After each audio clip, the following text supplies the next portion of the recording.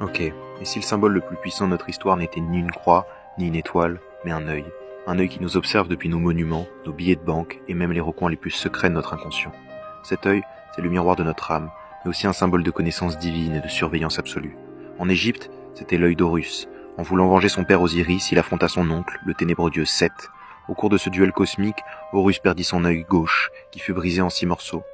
Mais Thoth, le dieu de la magie, rassembla les fragments et guérit l'œil, le rendant encore plus puissant qu'avant. Ainsi, l'œil Udjat n'est pas seulement un symbole de vision, c'est avant tout un talisman de guérison, de restauration et d'intégrité retrouvée. C'est le symbole d'une blessure qui, une fois soignée, devient perfection. De l'Égypte, l'idée d'un œil protecteur va infuser d'autres cultures.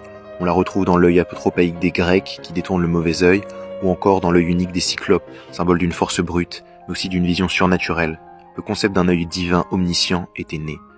Les traditions ésotériques ont retourné le symbole. L'œil qui voit tout n'est plus seulement à l'extérieur, mais aussi à l'intérieur.